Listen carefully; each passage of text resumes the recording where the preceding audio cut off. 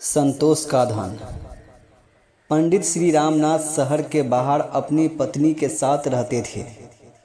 एक दिन जब वो अपने विद्यार्थियों को पढ़ाने के लिए जा रहे थे तो उनकी पत्नी ने उनसे सवाल किया कि आज घर में खाना कैसे बनेगा, क्योंकि घर में केवल मात्र एक मुट्ठी चावल भर ही है।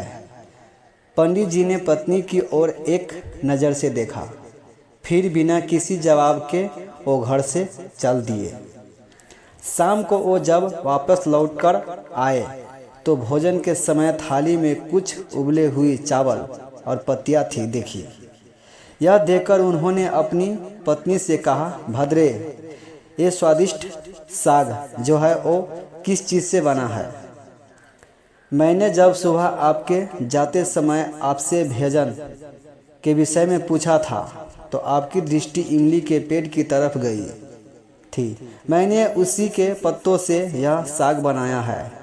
पंडित जी ने बड़ी निश्चितता के साथ कहा, अगर इमली के पत्तों का साग इतना स्वादिष्ट होता है फिर तो हमें चिंता करने की कोई आवश्यकता ही नहीं है। अब तो हमें भोजन की कोई चिंता ही नहीं रही। जब नगर के राजा को पंडित जी की गरीबी का पता चला तो राजा ने पंडित को नगर में आकर रहने का प्रस्ताव दिया, किंतु पंडित ने मना कर दिया। तो राजा हैरान हो गया और स्वयं जाकर उनकी कुटिया में उनसे मिलकर इसका कारण जानने की इच्छा हुई।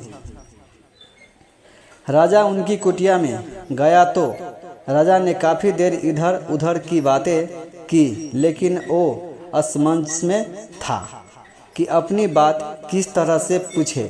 लेकिन फिर उसने हिम्मत कर पंडित जी से पूछ ही लिया कि आपको किसी चीज़ का कोई अभाव तो नहीं है ना?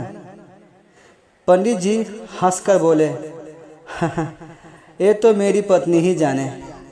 इस पर राजा पत्नी की ओर आमुख हुए और उनसे वही सवाल किया। तो पंडित जी की पत्नी ने जवाब दिया कि अभी मुझे किसी भी तरीके का अभाव नहीं है, क्योंकि मेरे पहनने के वस्त्र इतने नहीं फटे कि वो पहनने ना जा सकते, और पानी का मटका भी तनिक नहीं फूटा कि उसमें पानी नहीं आ सके। और इसके बाद मेरे हाथों की चूड़ियाँ जब तक है, मुझे किसी चीज़ का क्या अभाव हो सकता है? और फिर सीमित साधनों में भी संतोष की अनुभूति हो तो जीवन आनंदमय हो जाता है।